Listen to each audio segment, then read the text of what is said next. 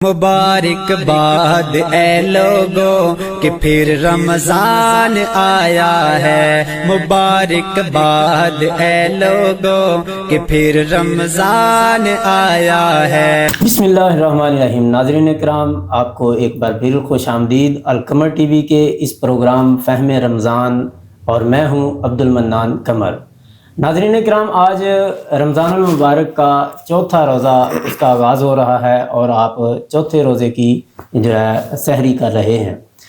ناظرین گرامی، آج سحری کی یہ بابرکت ساتیں اور اسی طرح خاموش فضا، اور ہم سب ایک سوال کے ساتھ یہاں پر اکٹھے ہیں کہ ہم اکثر قرآن پاک بھی پڑھتے ہیں، کیا کبھی ایسا ہوا کہ ہم قرآن پاک کی کسی آیت کو پڑھیں اور ہم کانپ اٹھے ہوں، ہماری آنکھوں سے آنسو جاری ہو گئے ہوں، ہمارے دل جو ہیں وہ ہل جائیں؟ کیا کبھی ایسا ہوا؟ کیا کبھی تنہائی میں ہم نے کچھ سوچا کہ ہم کر کیا رہے ہیں، جا کس طرف رہے ہیں؟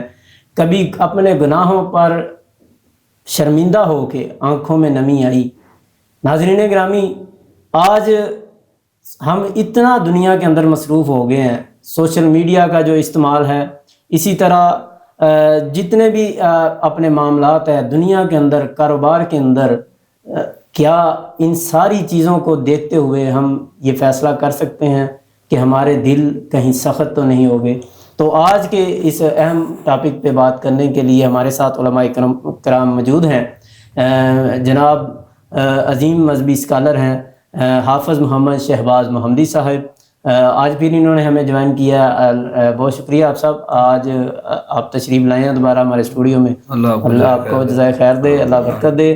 تو اسی طرح ہمارے جو ہے اس پروگراموں میں اکثر آپ اس چہرے کو دیکھتے ہیں، اور ہمارے بہت ہی محترم ہیں جناب عثمان الہی بن عباس صاحب، بہت شکریہ جی آپ کا بھی، آپ تشریف لائے۔ ناظرین گرامی، آج 4 رمضان المبارک جو ہے اس کا آپ سحری کر رہے ہیں، تو ہم 3 روزے جو ہیں وہ گزار چکے ہیں، اور 3 روزے ہم نے اس بات پہ کے اوپر بھی محاسبہ کرنا ہے کہ ہمارے وہ روزے کہاں تک پہنچے، ہم نے کیا اپنے آپ کو جو رمضان ہے جو بدلنے کے لیے آیا، ایک تربیت گاہ بن کے آیا ہے، تو ہم کیا تربیتی ماحول میں جا رہے ہیں یا ہمارے وہی اپنے پرانے معاملات چلتے آ رہے ہیں؟ تو آئیے آج کے اس پروگرام کا آغاز کرتے ہیں۔ آج کی جو اس خوبصورت علماء کا جو گلدستہ ہمارے ساتھ موجود ہے، ان سے ڈسکس کریں گے کہ دل جو ہے وہ مردہ کیوں ہو جاتے ہیں، دل گناہوں میں کیوں اتنے چلے جاتے ہیں۔ تو سب سے پہلا میں سوال یہ کروں گا جی آپ صاحب کہ آج کے دور میں سب سے بڑا مسئلہ جو ہے وہ دل کی سختی یا مصروفیت، دل سخت ہو جانا یا مصروفیت کی وجہ سے ہم ایسے ہیں کہ دونوں ایک دوسرے کے ساتھ جڑے ہوئے ہیں، جو ہم اتنا اپنے آپ سے دور ہو چکے ہیں؟ اس حوالے سے آپ رہنمائی فرمائیں۔ بسم اللہ الرحمن الرحیم۔ عبد المنان بھائی، سب سے پہلی بنیادی بات جو ہے نا کہ بندے کا دل سخت کیوں ہوتا ہے؟ وہ اللہ کی یاد سے غافل ہوتا ہے۔ ہم وقت اللہ اور نبی کریم علیہ السلام نے فرمایا، یہ روایت صحیح البخاری کی ہے، فرمایا جو بندہ اللہ کے ذکر سے غافل ہو گیا نا، اللہ کے ہاں وہ مردہ ہے، جان اس میں ہے، چلتا پھرتا ہے، کاروبار کرتا ہے۔ فرمایا جو اللہ کے ذکر سے غافل ہو گیا نا، دنیا کی باتیں اسے جتنی مرضی سن لو، جتنے مرضی تبصرے کروا لو، مگر وہ ذکر کرنے کے لیے تیار نہیں ہے، اللہ کی یاد سے وہ بندہ غافل ہے۔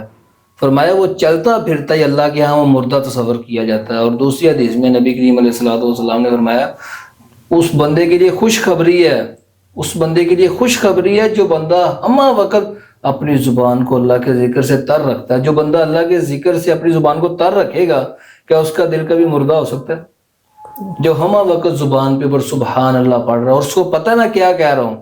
یہ نا بعض پڑھائیاں ایسی ہیں، ہم نے بس پڑھ لیا جی یہ 33 مرتبہ پڑھنا ہے، یہ 100 دفعہ کی گنتی پوری کرنی ہے۔ وہ ہم گنتی کو پورا کرنے کے چکر میں نا اس کا جو اصل معنی جو روحانیت ہوتی ہے نا، جو دل کو سکون ہوتا ہے، جو دل کو زندہ رکھتا ہے، ہم نے وہ کھو دیا ہوا ہے۔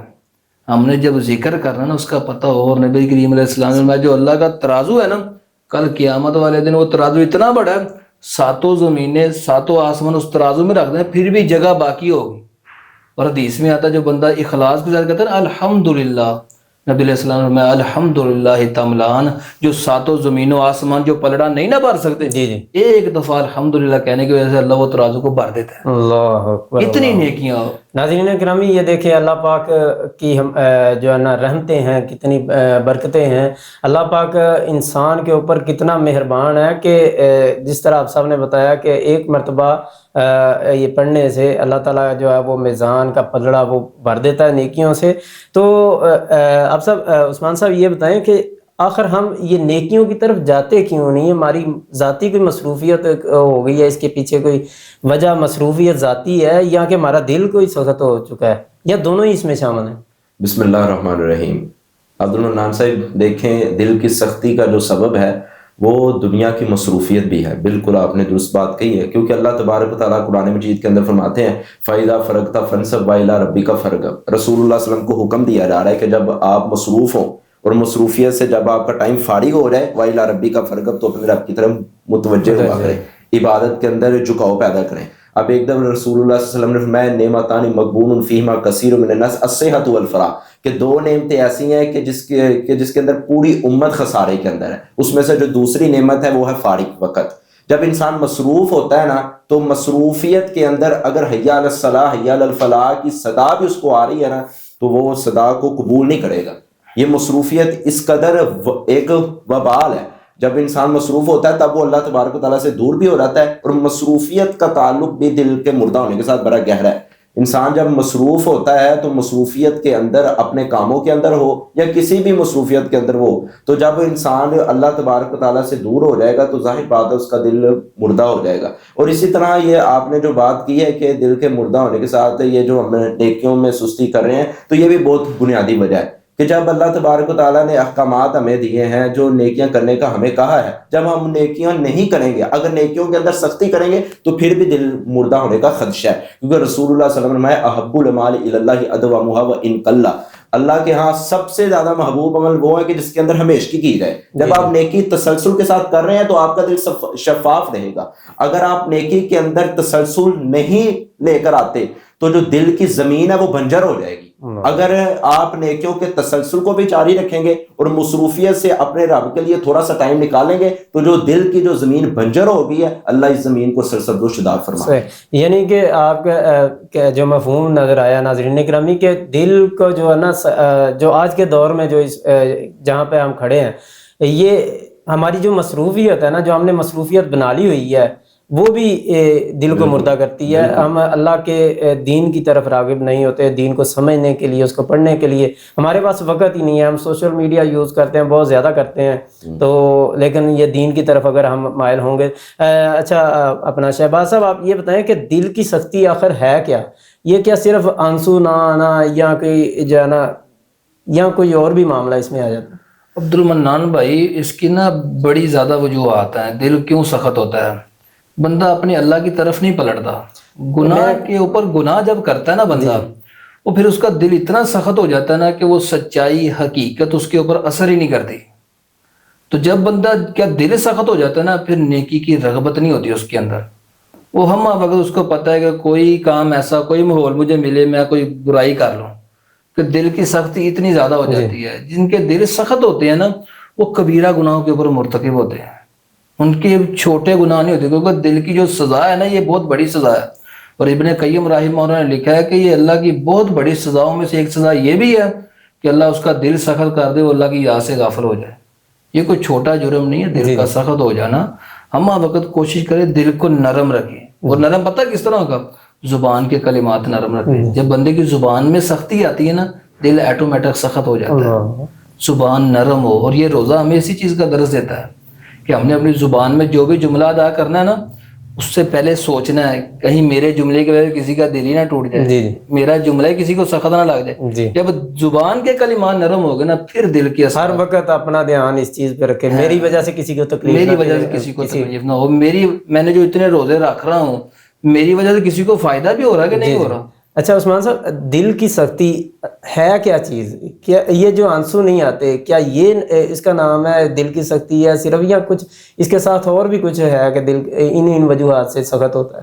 عبدالمنان صاحب دل کی سختی سے مراد بنیادی طور پہ علماء نے تعریف کی ہے کہ دل کی سختی سے مراد ہے ایسا دل کہ جو حق بات کو قبول نہ کرے، ایسا دل کہ جس دل کے اوپر اللہ تبارک و تعالیٰ کے احکامات کی تاثیر پیدا نہ ہو، ایسا دل کہ جس کے اندر آخرت فراموش ہو جائے اور دنیا کی محبت گھس جائے۔ اور امام ابن القیم رحمہ اللہ تعالیٰ نے زاد المعاد کے اندر بڑی پیاری تعریف کی ہے۔ امام ابن القیم فرماتے ہیں دل کی سختی سے مراد ایک یہ بھی چیز ہے کہ انسان کے سامنے رسول اللہ صلی اللہ علیہ وسلم کی احادیث پڑھی جا رہی ہیں، مگر وہ رسول اللہ صلی اللہ علیہ وسلم کی احادیث کو پس پشت ڈالتا ہے۔ کس بنیاد پہ؟ وہ کہتے ہیں ہمارے امام صاحب کا یہ قول ہے۔ اور آج کا جو ہمارا ایک مکتبہ فکر ہے جو رسول اللہ صلی اللہ علیہ وسلم کی احادیث کو پس پشت ڈالتا ہے اور اپنے ائمہ کے اقوال کو مقدم رکھتا ہے، تو رسول اللہ صلی اللہ علیہ وسلم امام القیم رحمہ اللہ تعالیٰ اس کی ترجمانی کرتے ہیں کہ وہ بھی دل کی سختی ہے، اور اس سے مراد بھی دل کی سختی ہے۔ اور رونا نہ آنا، رسول اللہ صلی اللہ علیہ وسلم نے کہا ابکوا فإن لم تبکوا فتابکوا، اللہ کے سامنے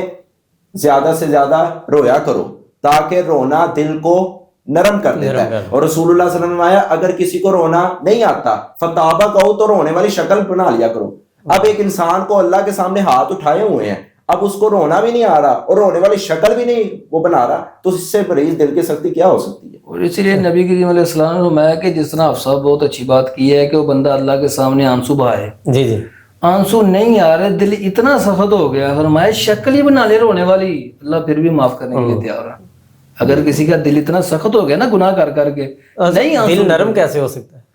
اس کی ہاں جی دل نرم ہو سکتا ہے، بڑی آسانی کے ساتھ ہو سکتا ہے۔ جی جی میں نے پہلے بھی یہ بات دہرائی ہے، پھر کہہ دیتا ہوں کہ اپنی زبان کو نرم کریں۔ جب زبان نرم ہوگی نا، یہ اتنا خطرناک لوتھڑا انسان کے جسم کے اندر ہے نا، یہ زبان سے ایک ایک جملہ نکلتا ہے، بندہ سمجھتا بڑا معمولی جملہ میں نے زبان سے نکالا، مگر کسی بندے کے دل پہ وہ ایسا لگتا ہے اس کے کئی دنوں کی خوشیاں برباد کر جاتا ہے۔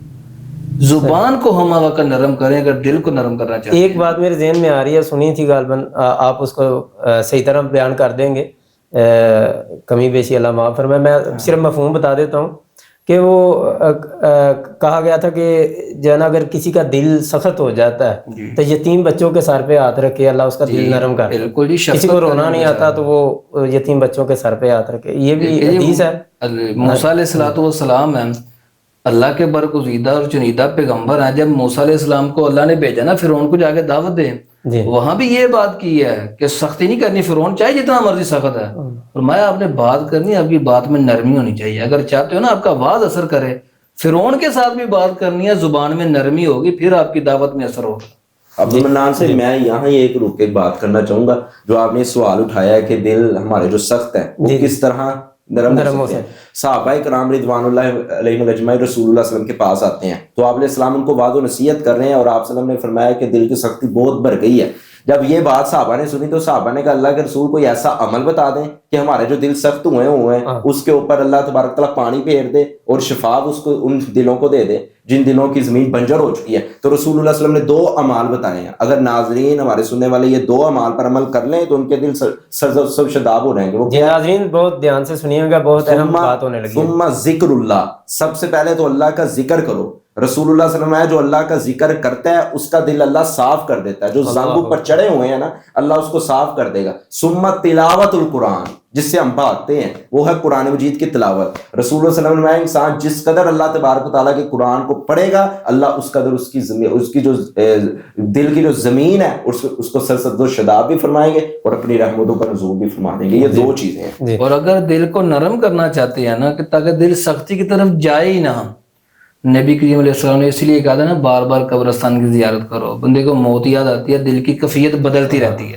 بالکل، تو نوجوانوں کو بالخصوص چاہیے کہ وہ نا قبرستان بار بار جائیں، اپنا کوئی چاہے نہیں بھی دفن ہے تو مسلمان کے لوگ ان کے لیے دعا کرے۔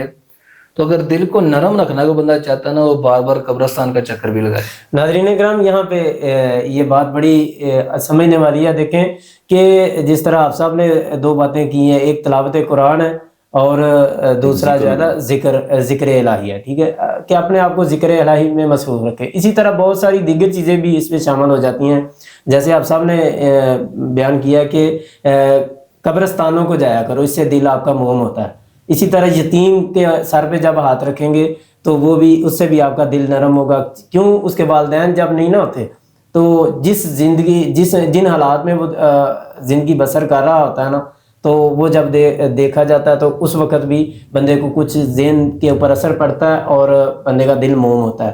یہ ایک مختلف کیفیات ہیں. آگے چل کے آپ عثمان صاحب یہ بتائیں کہ وہ کون سی 3 نشانیاں ہیں جس سے انسان پہچان لے، یا کوئی ایسی کوئی نشانیاں بتا دیں چند کہ جس سے انسان کو پتہ تو چلے نا کہ کیا میرا دل سخت ہو رہا ہے. کسی کو پتہ ہی نہیں ہوگا، میں ہوں، آپ ہوں گے، دیگر اور بھی معاملات جو لوگ ہیں، وہ کس طرح سے پہچان سکتا ہے کہ یار میرا دل سخت تو نہیں ہو رہا؟ کوئی ایسی علامات کوئی؟ بنیادی طور پہ 3 ایسی چیزیں ہیں، یعنی 3 ایسی علامات ہیں، اگر ایک انسان کے اندر وہ پائی جاتی ہے جی، یا تینوں میں سے ایک بھی پائی جاتی ہے تو وہ انسان سمجھ لے کہ میرا دل سخت ہو گیا. ان میں سے پہلی نشانی، بہت بڑی نشانی یہ ہے کہ اس کے سامنے اللہ تبارک و تعالیٰ کے احکامات کو بیان کیا جا رہا ہو اور اللہ تبارک و تعالیٰ کی بات کی جا رہی ہو یا پیارے پیغمبر کی بات کی جا رہی ہو اور اس کے دل کے اوپر ذرہ رائی کے دانے کے برابر بھی اثر نہ ہو، اس کا دل سخت ہے.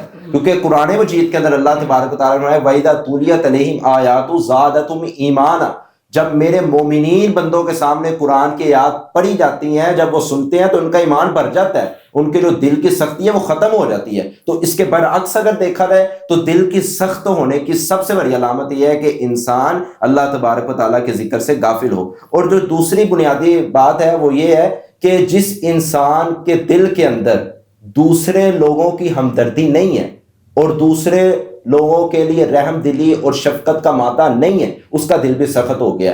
جس کا گھر کے اندر رویہ درست نہیں ہے، اپنی بیوی کو مارتا ہے، اپنی بیوی کو گالیاں نکالتا ہے، رسول اللہ صلی اللہ علیہ وسلم کے فرمان کو فراموش کرتا ہے. آقا علیہ الصلوۃ والسلام نے فرمایا خیرکم خیرکم لاہلی وانا خیرکم لاہلی، تم میں سے بہترین وہ ہے کہ جو اپنے گھر والوں کے لیے بہتر ہے اور میں محمد تم سب میں سے اپنے گھر کے لیے بہتر ہوں. جو اپنے گھریلو معاملات کی ذمہ داریوں کو نہیں نبھا سکتا اور اپنے گھریلو ازواجی جو تعلقات ہیں اپنی بیوی کو گالیاں نکالتا ہے، تو ایسے بدبخت انسان کا دل سخت ہو گیا کہ نہ تو اس پہ تلاوت قرآن مجید اثر کر رہی ہے اور نہ ہی اللہ تعالیٰ کے احکامات اس پہ عمل کر رہے ہیں. اور آخری بنیادی بات یہ ہے، بنیادی چیز اور علامت یہ ہے کہ انسان گناہوں کی دلدل میں پھنستا جا رہا ہے. مثلا زنا کیا ہے، زنا کے بعد اس کے دل کے اندر احساس اور ندامت کی فضا قائم ہی نہیں ہوگی. یہ سب سے بڑی علامت ہے دل مردہ ہونے کی. جس دل کے اندر گناہ کے بعد ندامت اور احساس پیدا نہ ہو وہ دل مردہ ہو چکا ہے، اللہ نے اس دل سے خیر کا مادہ چھین لیا. یہ 3 بنیادی علامت ہے جن کی وجہ سے آپ پہچان سکتے ہیں کہ ہمارا دل مردہ اور سخت ہو چکا ہے. اب سب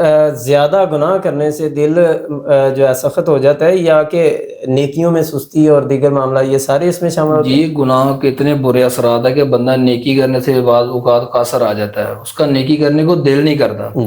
میں نے آج بھی ایک نوجوان کو پوچھا ہے، اس نے روزہ نہیں رکھا تھا. میں نے کہا یار آپ نے روزہ کیوں نہیں رکھا؟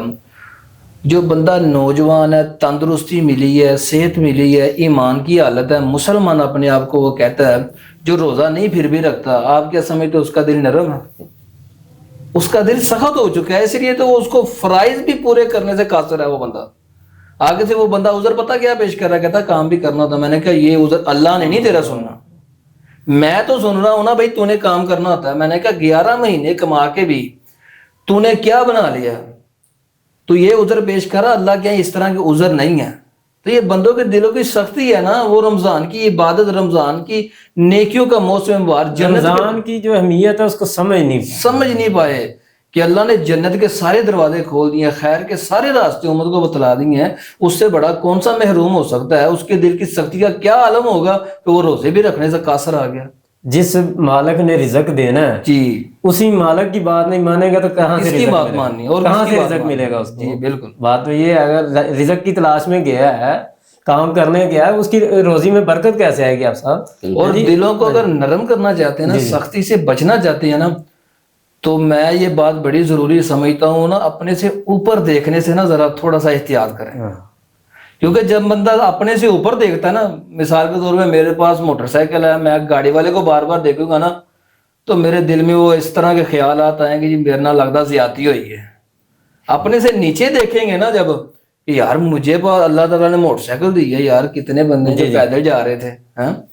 دل میں نرمی رہے گی, کیفیت اس کی بدلی رہے گی. اگر اپنے سے اوپر دیکھتا رہے گا, دل میں سختی بھی آئے گی, وہ بدشگونی بھی کرے گا, پھر بعد میں گناہ بھی اوپر اترے گا, ناشکری بھی کرے گا. اچھا اب موبائل, سوشل میڈیا اور فضول قسم کی یہ جو مجلسیں ہوتی ہیں, ادھر ادھر کوئی اور مصروفیت بنا لینا, کیا یہ بھی دل کی سختی کا سبب بنتے ہیں؟ یہ بہت بڑی غفلت کا سبب بنتے ہیں. آپ کبھی بھی سوشل میڈیا سے واسطہ پڑا ہو, دیکھیں جو فحاشی والی ویڈیو ہے نا, جو گانے والی ویڈیو ہوتی ہیں جس کے اوپر پیچھے موسیقی لگی ہوتی ہے نا, ان کو سننے کے لیے مسلمان ہوتے ہیں جنہوں نے شیئر کی ہوتی ہیں چیزیں, ایمان والے ہوتے ہیں, روزے والے ہوتے ہیں.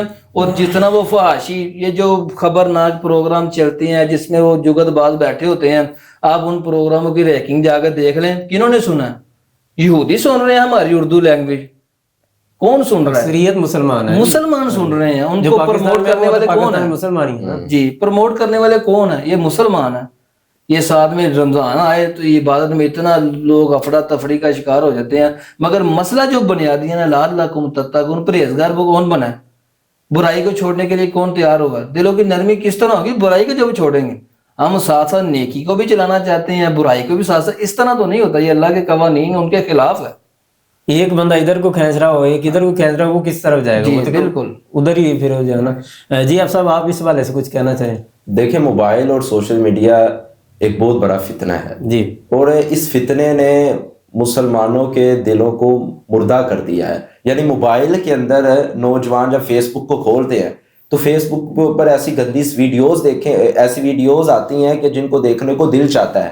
اب آپ یہ نہ دیکھیں کہ نوجوان ویڈیو دیکھ رہا ہے, اب یہ دیکھیں کہ اس ویڈیو کو اپلوڈ کرنے والا کون ہے, اس ویڈیو کو آگے شیئر کرنے والا کون ہے. یہ برابر کے گناہ گار ہیں. اور جس طرح اس بدبخت کا دل مردہ ہو چکا تھا, اب وہ چاہتا یہ ہے کہ میں اگلے بندوں کے بھی دل کو مردہ میں کروں. اب جو کومنٹس باکس کے اندر ہمارے تبصرے ہوتے ہیں, یہ ایک جذباتی پن اور دل, یہ اس سے بھی دل مردہ ہو جاتا ہے. مثال کے طور پر ایک نے کومنٹس کے اندر کوئی غلط تبصرہ کر دیا, اب سارے نوجوان اپنے اپنے تبصرے پیش کرنا شروع کر دیں گے, فلاں ایسا ہے, فلاں ایسا ہے, فلاں ایسا ہے, فلاں ایسا ہے. تو یہ دل کی سختی ہے اور اس سے بھی دل بعض اوقات مردہ ہو جاتا ہے. صحیح. اب سب کیا زیادہ ہنسنا, ہر بات کو مذاق بنا دینا اور آخرت کو بھول جانا بھی دل کو مردہ کر دیتا ہے؟ بالکل عبد المنان صاحب, زیادہ ہنسنا اور غفلت میں پڑے رہنا, اس سے بھی دل مردہ ہو جاتے ہیں. قرآن مجید کے اندر اللہ تبارک و تعالیٰ نے فرمایا تمہارے لیے ہلاکت ہے, تم کیوں اس طرح کے کام کرتے ہو کہ تم زیادہ ہنستے ہو اور کم روتے ہو, یہ انسان کے لیے ہلاکت ہے. اور صحیح البخاری کے اندر رسول مکرم کا فرمان بڑا عالی شان ہے. آقا علیہ السلام فرماتے ہیں لا تکسر الضحک فإن الضحک تمیت القلب, میری امت کے لوگوں زیادہ ہنسا نہ کرو, زیادہ ہنسنے سے دل مردہ ہو جاتا ہے. واضح فرمان موجود ہے. اور رسول اللہ صلی اللہ علیہ وسلم نے اپنے صحابہ کو ایک مرتبہ فرمایا انی اعلم ما لا تعلمون, جو میں جانتا ہوں وہ تم نہیں جانتے, اگر میں جو جانتا ہوں صحابہ اگر تم جان لو تو تم کم ہنسا کرو اور زیادہ رویا کرو. تو یہ غفلت اور زیادہ ہنسنا یہ آپس میں گہری, یہ آپس میں ان کا بڑا باہمی تعلق ہے. ظاہر بات ہے جب انسان غفلت میں ہوتا ہے تو تب بھی زیادہ ہنستا ہے. جب وہ اللہ کی یاد سے غافل ہوتا ہے تو اس کا صرف گپ شپ میں مشغولیات میں وہ پڑا رہتا ہے, تو ہر وقت ہنسنا. تو اس لیے رسول اللہ صلی اللہ علیہ وسلم نے فرمایا کہ ٹائم کا ہنسنا یہ انسان کے دل کو تباہ و برباد کر دیتا ہے, ایمان کی مٹھاس چھین جاتی ہے. اچھا, قرآن مجید میں کن کن لوگوں کو جو ہے نا دل سخت ہوئے وہ بیان کیا گیا اور ان پر کیا وعید سنائی گئی ہے؟ سب سے پہلے تو اللہ تبارک و تعالیٰ نے قرآن مجید کے اندر بنی اسرائیل کا واقعہ بیان کیا ہے کہ جب اللہ تبارک و تعالیٰ نے ان کو اپنی نشانیاں دکھلائی اور اللہ تعالیٰ نے کہا کہ میری اطاعت اس طرح کرو, تو انہوں نے اللہ کی اطاعت کو پس پشت ڈالا. تو پھر اللہ نے ان کی وعید کیا سنائی, ثم قست قلوبکم من بعد ذالک فہی کالحجارۃ او اشد قسوہ. پھر اللہ فرماتے ہیں ہم نے ان کے دلوں کو سخت کر دیا جس طرح پتھر ہے, اور آگے اللہ نے فرمایا او اشد قسوہ, پتھر سے بھی زیادہ ان کے دل سخت ہو گئے. اور اسی طرح قرآن مجید کے اندر اللہ تبارک و تعالیٰ نے بنی اسرائیل کا ذکر کیا, فویل للقاسیۃ قلوبہم من ذکر اللہ. جب ان کے دل اللہ کے ذکر سے غافل ہو جائیں, یہاں مفسرین فرماتے ہیں ذکر سے مراد اللہ کی نشانیاں ہیں. جب بنی اسرائیل کے پاس اللہ کی نشانیاں آ رہی تھی تو انہوں نے اللہ کی نشانیوں کو قبول نہیں کیا, تو اللہ نے سب سے بڑی ان کے لیے وعید کیا سنائی, فویل, ان کے لیے اللہ نے ہلاکت لکھ دی. کس میں؟ فی الدنیا والآخرہ, دنیا کی زندگی میں بھی اور آخرت کی زندگی میں بھی. اور اسی طرح ایک ایسی قوم ہے کہ جس کے دل اللہ سختی میں بڑھاتے جاتے ہیں, وہ ہے منافقین. قرآن مجید کے اندر سورۃ بقرہ کی ابتدائی آیات کے اندر اللہ تبارک و تعالیٰ نے فرمایا فی قلوبہم مرض فزادہم اللہ مرضا. جو منافقین ہوتے ہیں جب وہ شرارتیں کرتے ہیں تو ان کے لیے وعید اللہ نے کیا سنائی ہے, اللہ ان کے دلوں کی جو بیماریاں ہیں نا اس کو بڑھا دیتا ہے. ان کے جو دل پہلے ہی مردہ ہوئے ہوتے ہیں اللہ اور مردہ کر دیتا ہے, اور اس دل کے اندر اللہ خیر کی ساری بھلائیوں کو چھین. اور اس سے مراد مشرکین مکہ بھی لیے جا سکتے ہیں, کیونکہ قرآن نے کہا نا آپ علیہ الصلوۃ والسلام کی بعثت سے پہلے ان کی کیا کفیات تھیں. اور میں ادھر روکے ایک بہت بڑی بنیادی بات کروں گا, اور اللہ ان کے بارے میں کہتا ہے کہ سب سے پہلے اللہ کے نبی جب مبعوث نہیں نہ ہوئے تو اس سے پہلے بڑی خرافات ہے, دل کی بڑی سختی ہے, مگر جب ان کے سامنے قرآن پڑھا گیا نا وہ عزتوں کے محافظ بن گئے تھے. دل بڑے سخت تھے, اور قرآن نے وضاحت کی ہے اتنے سخت ہیں. قرآن پاک پڑھنے سے دل نرم ہو جاتے ہیں. تو ذکر الہی یہ کرنا چاہیے, بھرپور کریں. رمضان کا مہینہ ہے, آئیے اپنا محاسبہ ضرور کیجئے. اور یہ جو آپ جو سحری ٹرانسمیشن دیکھ رہے ہیں, ہمارا مقصد بھی یہ ہے کہ ہم رمضان المبارک کے اصل مقاصد کو حاصل کر سکیں. تو اس والے سے علماء کرام اپنی اپنی رائے دے رہے ہیں. تو آپ اس سلسلے کو زیادہ سے زیادہ شیئر کیا کریں تاکہ لوگ جو ہے نا زیادہ سے زیادہ ان باتوں سے مستفید ہو سکے. آپ صاحب یہ بتائیں کہ دل کی سختی عذاب کی علامت ہے یا کہ صرف تنبیہ کرنا ہوتا ہے؟ یہ اللہ سبحانہ و تعالیٰ کی طرح دنیا میں انسان کو تنبیہات ہی ہوتی ہیں کہ بندہ باز آ جائے, رک جائے, مگر یہ عذاب بہت بڑا ہے. بندے کا دل سخت ہو جائے نا, جب بندے کا دل سخت ہوتا ہے نا, وہ چاہے نمازی ہو, پکا نمازی بھی ہو, پھر نماز شفا کا کام نہیں کرتی, پھر روزہ شفا کا کام نہیں کرتا. اکثر بندوں کا یہ رونا ہوتا ہے, دنیا معاشرے میں سننے کو ملتا ہے, وہ کہتا ہے میں نماز بھی پڑھتا ہوں, اذکار بھی میں صبح شام کے سارے کرتا ہوں, پھر کیوں پریشانی آئی ہے, پھر کیوں بیماری آ گئی ہے, پھر کیوں بار بار مصیبت آ رہی ہے. اس کا یہ بنیادی وجہ ہوتی ہے نماز پڑھنے والے کی جو کیٹیگری صفات اللہ سبحانہ و تعالیٰ نے قرآن میں بیان کی ہے نا, وہ ہمیں پتہ ہی نہیں ہوتی اللہ تعالیٰ کس معیار کی نماز چاہتے ہیں ہمارے سے. ہم ہر نمازی کے لیے کامیابی تو نہیں ہے, قرآن نے تو یہ بھی کہا فویل للمصلین, نمازیوں کے لیے ہلاکت ہے, بربادی ہے. تو یہ دل کا جو سخت ہو جانا ہے نا, پھر اس کے اوپر زنگ اس طرح کا آ جاتا ہے, پھر نماز بھی اثر نہیں کرتی, اس کو پتہ نہیں چلتا. وہ چاہے اپنی طرف سے یہ عبادت کر رہا ہے, مگر دل کی جو سختی ہے نا یہ بڑی بڑی خیر سے بندے کو محروم کر دیتی ہے. اور ہر وقت دل کو نرم رکھنے کی جو بندہ کوشش کرتا نا, چھوٹے چھوٹے اعمال ہیں, اگر ان پہ ہمیشگی اختیار کرتا اللہ کے اس کی بڑی قدر و منزلت ہے. یعنی کہ جی آپ صاحب کی بات میں ایک میں ایڈ چیز کرنا چاہوں گا کہ آپ نے جو سوال کیا نا کہ دل کی سختی عذاب یا تنبیہ, دونوں چیزیں ہیں. دل کی سختی عذاب بھی اور تنبیہ ہے. اب یہ سوچیں عذاب کب بنتا ہے اور تنبیہ کب بنتی ہے. رسول اللہ صلی اللہ علیہ وسلم نے فرمایا ان المؤمن اذا اذنب كانت نقطة سوداء في قلبه, جب انسان ایک گناہ کرتا ہے نا تو اس کے دل کے اندر اللہ ایک سیاہ نقطہ لگا دیتے ہیں. یہ عذاب نہیں ہے, یہ تنبیہ ہے. اللہ نقطہ اس لیے لگاتے ہیں کہ تم باز آ جاؤ, اللہ متنبہ کرنا چاہ رہے ہیں. مگر اگر وہ گناہوں سے باز نہیں آتا تو رسول اللہ صلی اللہ علیہ وسلم نے فرمایا سارا دل کالا سیاہ ہو جاتا ہے. اب یہ تنبیہ عذاب کی شکل میں بدل جاتی ہے. اللہ اکبر, اللہ اکبر. اچھا آپ صاحب یہ بتائیں کہ اگر بندے کو محسوس ہو گیا کہ میرا دل جو ہے نا سخت ہو چکا ہے, مردہ ہو چکا ہے, اب وہ اس کو بدلنے کے لیے آغاز کہاں سے کرے؟ سب سے پہلے جس کا دل مردہ ہو چکا ہے, سب سے پہلے اپنے ارد گرد ماحول کو دیکھے.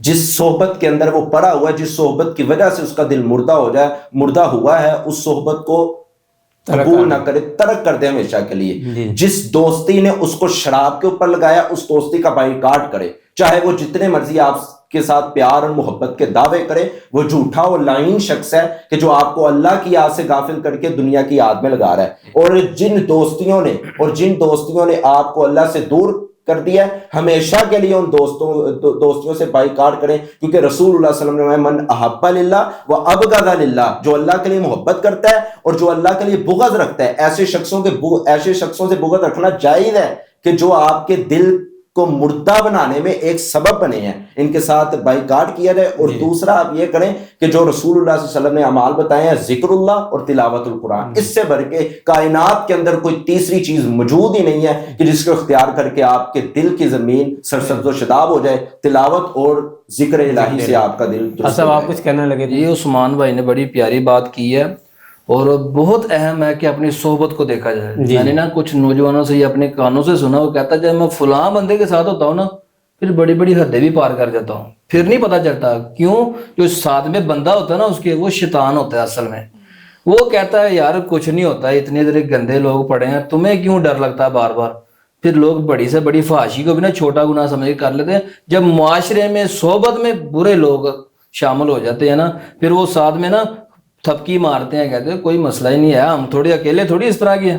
ظاہر بات خربودے کو دیکھ کر ہم ضرور پکڑتا ہے کہ اپنی صحبت کو بدلنا چاہیے. اچھا اب سر آپ نے کہا کہ قرآن پاک کی تلاوت جو ہے نا اس کے لیے بنیادی ایک اس کے میڈیسن کے طور پہ سمجھ لے کے کام کرتی ہے. بھائی آپ نے صحابہ کرام رضوان اللہ علیہم اجمعین کی سیرت کو پڑھا ہوگا کہ کئی صحابہ کرام ایسے ہیں جو اسلام قبول کرنے کا سبب یہ بنا, مسلمان نہیں تھے مگر چھپ کے قرآن سن لیا, قرآن نے اثر اتنا کیا دل کی دنیا ہی بدل گئی ہے.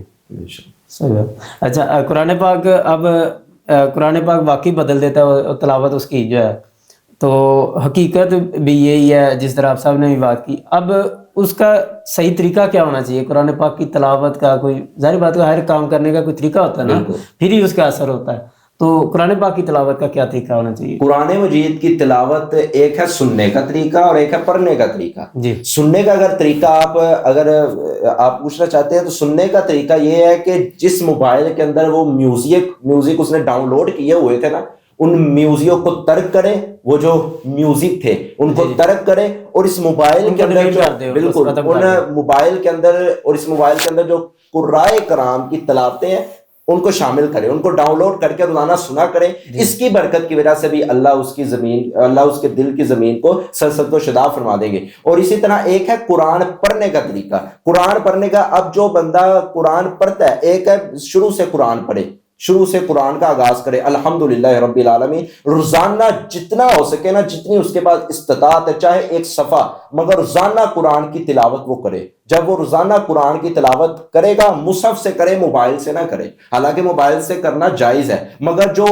مصحف کھول کے آپ کو برکتیں حاصل ہونی ہیں وہ میں سمجھتا ہوں کہ موبائل کھول کے آپ کو برکتیں حاصل نہیں ہو. اور اس میں ایک بہت بڑی سستی یہ ہے, آپ تو کہہ رہے ہیں نا قرآن کس طرح پڑھیں, جو پڑھتے ہیں نا ان کا کبھی قرآن سن کے دیکھیں.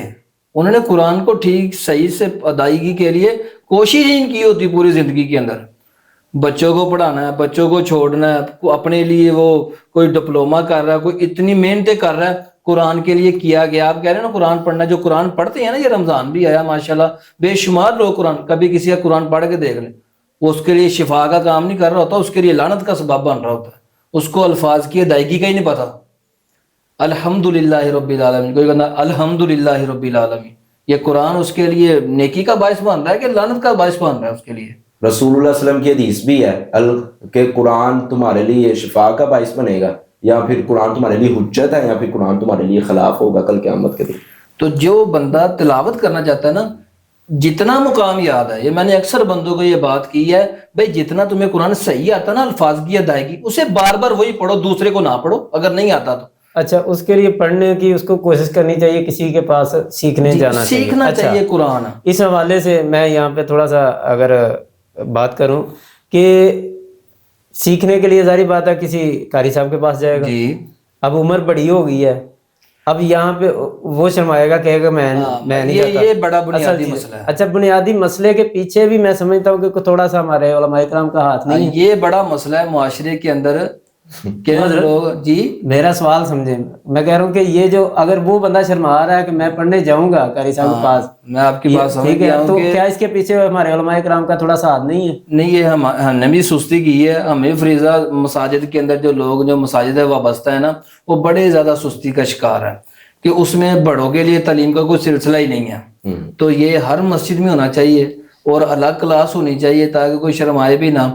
کہ قرآن سیکھنے کے لیے میں کہتا ہوں اگر کسی کی 40 سال عمر ہو گئی ہے نا, آج بھی وہ قرآن سیکھنے کے لیے بیٹھ گیا نا, اس کی موت آئے گی نا تو جائے گا نا جب اللہ کی بارگاہ میں, وہ قرآن کا طالب علم بن کے جائے گا. حالانکہ اس کے بارے میں وہ کہ جو بندہ اٹک کے پڑھتا ہے اس کے لیے دوہرا اجر ہے, ٹھیک ہے, لیکن کوشش کر رہا ہے کہ میں صحیح پڑھوں, اس سے دوہرا اجر ملا. اس لیے میں حضرت اس والے سے بات کر رہا ہوں, نہ جانے کہ میں صحیح کہہ رہا ہوں یا غلط کہہ رہا ہوں, تو میرا خیال ہے کہ بہت سارے لوگ بہت سارے جو بڑی عمر کے لوگ ہیں نا, وہ اس وجہ سے بھی کسی قاری صاحب کے پاس جا کے پڑھنے سے کتراتے ہیں. اگر کسی کے پاس چلے جائیں نا قاری صاحب کا, حالانکہ ہمارے جو اسلام ہے وہ بہت کچھ سکھاتا ہے, اور میں ہر ایک قاری صاحب یا ہر امام کی بات نہیں کر رہا, بہت سارے اچھے بھی ہیں, لیکن اکثریت میں آپ کو یہ بات پتہ کیا بنے ایسے مجلس میں قاری صاحب میں نے یہ پڑھنا, یہ وہ تو ایڈا بڑا ہو گیا تین پتہ ہی نہیں ہے، اجے تک قرآن ہی نہیں پڑھا صحیح طرح، تو یہ جملہ اس کو جو اپنی وہ کبھی بھی نہیں آئے گا، وہ دوبارہ نہیں آئے گا، اسی وجہ سے وہ نہیں، جو لوگ دیکھتے ہیں نا نہیں جاتے مسائل پوچھنے کے لیے، غسل کا طریقہ اس کو نہیں نا پتا، وہ چلا جائے گا نا غسل، تو ایڈا بڑا ہو گیا ہوں تک نپاک ہی پھرتا ہے۔ یہی تو مسئلہ ہے، جو دیندار ہے نا، جو دین کی چدراہٹ کے اوپر بیٹھے ہوئے ہیں نا، جن کو اللہ نے ممبر پہ کھڑا کیا ہے، مصلی پہ کھڑا کیا ہے، میں یہ اکثر اپنے دوستوں میں بات کر دیتا ہوں، میں نے کہتا ان کی تربیت کے لیے بڑی چیزیں ضروری ہیں۔ مثال ہے جب ان کے اندر نرمی نہیں ہے، ان کا اخلاق نظر نہیں آ رہا ہو، وہ جمعہ پڑھائے گا، لوگ اس سے خاک کچھ سیکھیں گے۔ ان کو نرمی چاہیے، نبی علیہ الصلوۃ والسلام کی سیرت اتنی بیان کرتے ہیں، اخلاق اتنا بیان کرتے ہیں، تو جب کوئی کمزور بندہ ان سے سلام لینا، ان کے رویے دیکھ لیا کرنا۔ ان کی حضرت آپ کیا کہنا چاہیں گے اس حوالے سے، علماء کرام کو کوئی خصوصی طور پہ کوئی پیغام دینا چاہیں گے؟ دیکھیں ہم بھی ابھی طالب علم ہیں، تو ہمیں اور ہمارے جو مشائخ ہیں یا جتنے بھی علماء اکرام ہیں جو ممبر مصلی کے وارث ہیں، ہم اپنی بھی اصلاح کریں اور ان کی بھی ایک بطور اصلاح تنقید نہیں ہے، میں نے بات کی ہے، میں نے پہلے معذرت کی ہے، اس کے بعد میں نے بات کا آغاز کیا کہ حضرت یہ حقیقت مسئلہ میں نے اٹھایا کہ اکثریت نہیں ہے، مگر کچھ لوگ اس طرح کے ہیں اس فیلڈ کے اندر بھی، ان کی بڑی زیادہ تربیت کی ضرورت ہے۔ میں صرف قرآن مجید کی ایک آیت پیش میں کروں گا علماء کرام کے لیے، وَلَوْ كُنْتَ فَظًّا غَلِيظَ الْقَلْبِ لَانفَضُّوا مِنْ حَوْلِكَ، اگر آپ کا دل سخت ہو گیا نا تو آپ کے جو ارد گرد بیٹھے ہیں نا، باہر پوچھنے والے کی بات نہیں ہو رہی، جو ارد گرد بیٹھے ہیں وہ بھی متنفر ہو جائیں گے آپ سے۔ تو اپنے دلوں کا جائزہ لیں، اخلاق علماء کے بارے میں تو لوگ اکثر ہی، عام بندہ جتنے مرضی گناہ کرے نا، ایک عالم بندہ ہے نا، جو اس سے چھوٹی سی غلطی ہو جائے نا، معاشرے میں اس طرح پھیلتی ہے، حالانکہ ہے گناہ۔ علماء کی مثال ایک سفید چادر کی طرح نا، سفید چادر پہ جس طرح داغ ان کو اتنا بچنا چاہیے، ان کو اتنا بچنا چاہیے کہ لوگ ہماری طرف متوجہ ہوتے ہیں، ہمیں چاروں طرف ہمارے اوپر کیمرے فٹ ہیں۔ جی جی اچھا جی، ذکر، استغفار اور درود شریف میں کون سا عمل دل کو سب سے زیادہ جو ہے نا جلد نرم کرتا ہے؟ یہ تینوں ہی چیزیں دل کو شفا بخشتی ہیں، مگر آپ نے کہا سب سے زیادہ مؤثر کیا ہے، تو سب سے زیادہ مؤثر پھر میں وہی رسول اللہ صلی اللہ علیہ وسلم کی حدیث کو رکوں گا، ذکر اللہ۔ اب ظاہر بات ہے ذکر اللہ کے اندر استغفار بھی آ ہی جاتا ہے یا نہیں آتا؟ استغفار کرنا یہ بھی اللہ کا ذکر ہے، اور درود شریف پڑھنا یہ بھی ذکر ہے، ذکر حبیب ہے صلی اللہ علیہ وسلم۔ تو اس میں سے جو سب سے بنیادی اور اہم وہ طریقہ وہ ہے کہ اللہ تبارک و تعالیٰ سے اپنے گناہوں کی معافی مانگی جائے، اور معافی کس طرح مانگی جائے؟ استغفار کے ذریعے، استغفر اللہ واتوب الیہ پڑھیں، استغفر اللہ ربی من کل ذنب واتوب الیہ پڑھیں۔ یہ کلمات آپ پڑھیں گے، ظاہر بات ہے دل مردہ ہوتا ہی تب ہے جب آپ گناہوں کی دلدل میں پھنس جاتے ہیں۔ جو جب آپ گناہوں کی دلدل میں پھنسے کیوں ہے؟ گناہ، جب آپ گناہ کو پکڑیں گے، اور گناہ کی اصلاح کیسے ہوگی؟ استغفار سے۔ جب آپ گناہ کی اصلاح کے لیے استغفار بطور تحفہ کریں گے تو اس کی وجہ سے آپ کے دل کو اللہ شفا بخشے گا۔ میں اپنے ناظرین کو کہنا چاہیں گے جتنے مرضی اذکار کریں نا، ایک اذکار کو کبھی نہ چھوڑے ساری زندگی، کیونکہ نبی کریم علیہ الصلوۃ والسلام نے ساری زندگی نہیں یہ چھوڑا، سبحان اللہ و بحمدہ سبحان اللہ العظیم۔ اور نبی علیہ الصلوۃ والسلام نے فرمایا جتنی مخلوقات کو اللہ رزق دیتا ہے نا، فرمایا سبحان اللہ و بحمدہ کی وجہ سے دیتا ہے۔ اس کلمے میں اتنی برکت ہے، اتنا وزن ہے اللہ کا، اس کا اتنا مقام ہے۔ وہ حدیث بھی صحیح البخاری کی آخری حدیث میں آتا نا، کلمتان حبیبتان الی الرحمن خفیفتان علی اللسان ثقیلتان فی المیزان سبحان اللہ و بحمدہ سبحان اللہ العظیم۔ فرمایا دو جملے ہیں زبان پہ اتنے ہلکے زبان پہ بس ہلکیاں، مگر اللہ کے ترازو کے لیے وہ بہت وزنی ہو گئے، اور اللہ کو کلمات پسند بھی بہت ہیں۔ فرمایا سبحان اللہ و بحمدہ سبحان اللہ العظیم۔ اور اس کے لیے علماء نے لکھا ہے کہ جو بندہ یہ پڑھتا ہے نا سبحان اللہ و بحمدہ، نماز فجر کے بعد 100 دفعہ پڑھ لے، عصر کے بعد 100 دفعہ پڑھ لے، وہ فرماتے ہیں اگر اس کا رزق زمین کی 7ویں تہ کے اندر بھی پڑا تھا نا، اللہ نے ادھر سے بھی اٹھا کے اس کو عطا کر دینا۔ اس کلمے میں اتنی برکت ہے ماشاء اللہ۔ بہت ہی آج کا جو پروگرام ہے وہ بہت ہی، میں سمجھتا ہوں کہ بہت خوبصورت ہوا ہے۔ اللہ کرے کہ ہم ذکر الہی کرنے والے بن جائیں، قرآن کی تلاوت کرنے والے بن جائیں، قرآن کو سمجھنے والے بن جائیں۔ ہم قرآن کو پڑھیں تو سمجھ کے پڑھنے کی کوشش کریں۔ تو ناظرین، یہاں پہ آخری سوال کرنے سے پہلے جو ہے نا میں آپ آپ سے گزارش یہ ضرور کروں گا، یہ جو ہمارا پروگرام چلتے ہیں اسلامک، اس کو ضرور آگے لوگوں تک پہنچائیں۔ یہ جہاں پہ جو نیکی کا کام ہو رہا ہو، نیکی کے کام میں آپ بھی بڑھ چڑھ کر حصہ لیا کریں، تو انشاءاللہ اس کا آپ کو اللہ ضرور اجر دے گا۔ کسی ایک بندے نے بھی اگر عمل کر لیا نا کسی نیکی کے اوپر، تو انشاءاللہ جتنا اجر اس کو عمل کرنے کا ملنا، اتنا ہی اجر اللہ پاک نے آپ کو جو ہے نا اس تک پیغام پہنچانے کا دینا۔ تو اس لیے ضرور یہ جو ہے نا اس کو شیئر کیا کریں، اس چینل کو ضرور سبسکرائب کریں تاکہ یہ علمی اور مفید باتیں آپ تک پہنچ سکیں۔